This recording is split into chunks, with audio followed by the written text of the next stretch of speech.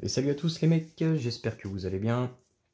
On va se retrouver aujourd'hui pour une petite vidéo ultra rapide. On va se faire un petit blind donc sur la voiture de David. David qui nous a envoyé sa voiture. Donc pas uniquement pour faire un blind bien sûr. C'était pour faire donc sa carrosserie. Il y en a deux, il y en a une piste et celle du haut bas-haut, le Hyper VSE. C'est pas la version Pro, celle-ci c'est uniquement le VSE. Donc on avait juste un récepteur à installer dessus et à faire le blind avec la radio, chose qu'on va faire ensemble parce que tout le monde ne sait pas comment blinder une Sanwa et puis il n'y a pas de honte à ça, hein. Donc on va vous montrer cela. Alors pour ce faire, il n'y a rien de bien compliqué. Il faut avoir déjà une radio Sanwa, c'est mieux, et le récepteur donc qui va avec. Là en l'occurrence c'est un RX 482. Hop. Donc avant de faire quoi que ce soit, c'est simple, hein, tu mets tout en place. Ça c'est super bien et très intelligent.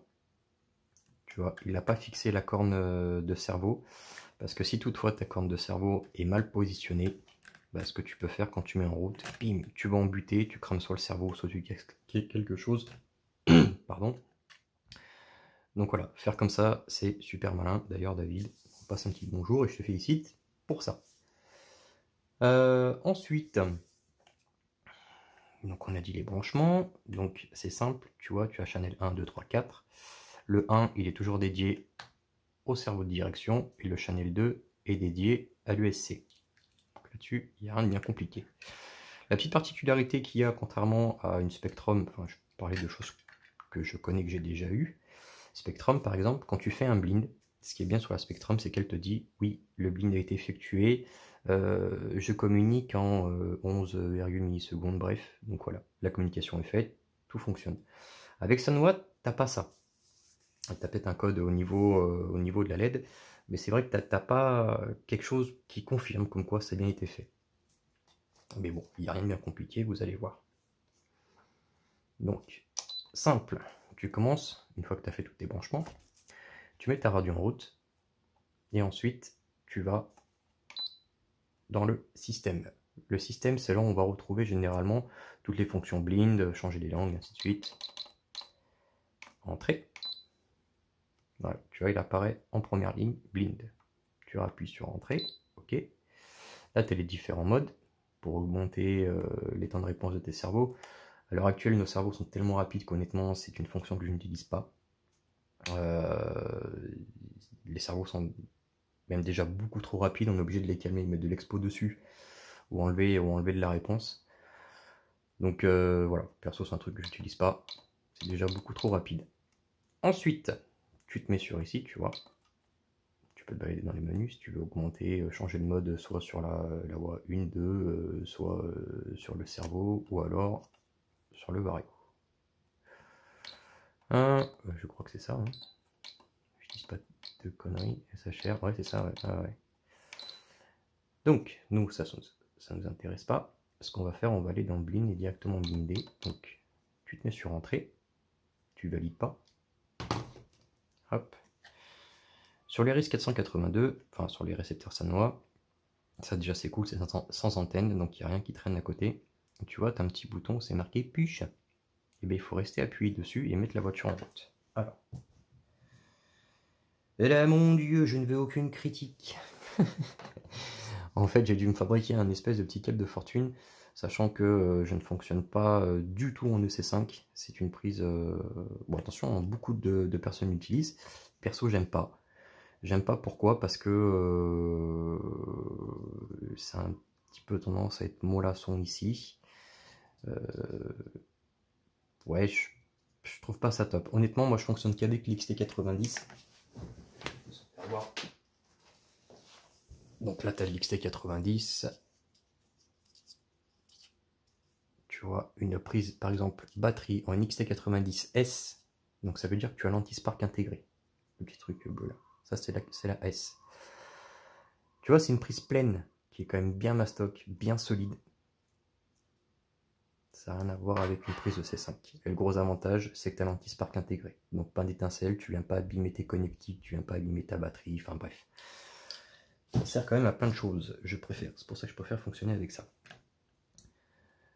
Alors ça explique pourquoi j'ai ce câblage horrible. Mais attention, c'est pas fait pour rouler, c'est fait uniquement pour le blind de la voiture. Ne vous amusez pas à faire n'importe quoi avec les branchements. Ce que je fais là, c'est pas reproduire chez vous. Et encore moins pour rouler, les mecs, à moins que tu saches ce que tu fais. Et encore, même des fois, quand tu sais ce que tu fais, les voies code 0 n'existent pas.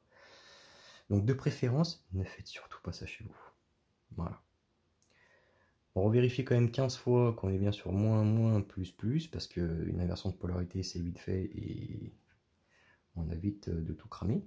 Vite fait de tout cramer, hein. Donc là, tu as le petit bouton. Entends, hop. Là, on est toujours donc, en attente pour le blind. Donc on va rester appuyé. On va mettre la voiture en route.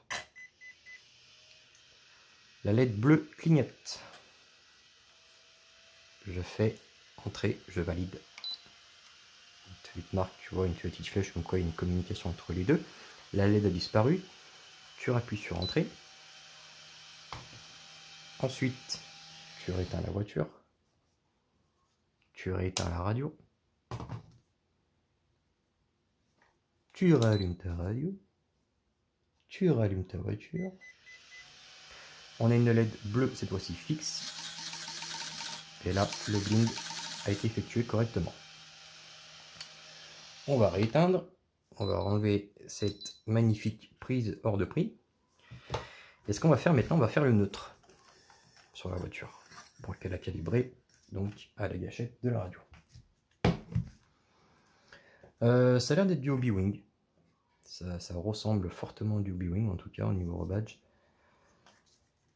Hop, on revérifie bien, plus, plus, moins. Là, c'est le moins, et là, c'est le plus. Donc c'est simple. Pour binder, on va se baser sur un Hobbywing, hein, ça y ressemble. Et bien en fait, il faut rester appuyé sur le petit bouton 7 que tu as juste au-dessus du bouton Power. Donc tu restes appuyé et tu allumes. T'entends biper plusieurs fois, d'accord? Donc tu touches à rien. Là, il te demande de valider ton neutre. Tu rappuies. Voilà. Il a fait un bip. Ton neutre est validé. Maintenant, ce qu'il va te demander de faire, c'est la pleine charge, plein gaz. Donc tu restes accéléré, tu rappuies. 2 bips. Tu relâches. Maintenant, il va te demander de valider le frein, pleine charge. Tu freines à fond. Et là, tout est validé. Donc par mesure de sécurité, tu peux rééteindre si tu veux. On va même s'amuser à rééteindre la radio, on va faire ça bien. On remet tout en route. Et on remet en route la voiture. Et là, tout est bon. Voilà, marche arrière, tout va bien, tout fonctionne.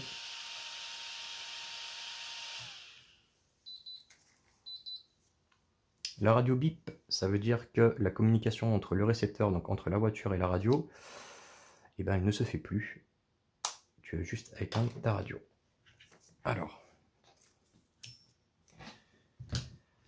une fois que ça c'est fait, tu as juste donc, eh ben, on va mettre ça proprement dans la boîte radio. Et puis on va fixer la corne de cerveau. D'ailleurs, je ne sais pas si je l'ai dit, mais c'est vraiment très très bien que David ait fait ça. Ça évite quand même beaucoup de problèmes que tu viennes casser quoi que ce soit. Il faut savoir que je ne sais pas si je vais vous donner cette astuce ou pas. Non, on va éviter tout problème. Pour les cornes de cerveau, tu peux faire ton neutre manuellement. Pour ceux qui la connaissent, on verra si toutefois vous voulez que je vous fasse un truc là-dessus. Il n'y a rien de bien compliqué. Mais voilà, je sais que moi mes neutres, je les fais comme ça, je les calcule. Et après je vais fixer ma corne de cerveau. J'ai jamais eu de problème. Mais c'est vrai que quand tu n'es pas sûr, il vaut mieux faire comme ça a été fait là. Je le répète, j'insiste vraiment. Parce que si tu décales ta corne de cerveau, lui, quand il va se foutre au neutre, il va venir taper en butée, il peut cramer, tu peux abîmer quelque chose. Enfin bref, à éviter. Je le répète, je sais, c'est relou, mais faites gaffe, c'est pour vous les mecs. Pareil pour le câblage. Voilà, j'ai fait ça comme ça parce que je suis pas équipé en EC5. Mais faire attention. Voilà. Ne vous amusez pas à faire ce genre de branchement pour rouler, pour... non. Voilà. Donc ça c'est fait. David, eh bien, écoute, on te remercie encore une fois de nous avoir envoyé tout ton matos pour faire ce petit tuto, cette petite vidéo. Franchement c'est cool. Et je vais terminer de te ranger ça proprement dans la boîte radio. Je vais te mettre aussi une petite mousse et un petit double face pour que tout tienne correctement. Et après, il ne restera plus qu'à faire ta carrosserie, on pourra te renvoyer tout en matériel. Voilà. Moi, sur ce, je vous souhaite un super week-end, les mecs, et puis on vous dit à une prochaine, très très vite, pour d'autres vidéos. Allez, ciao!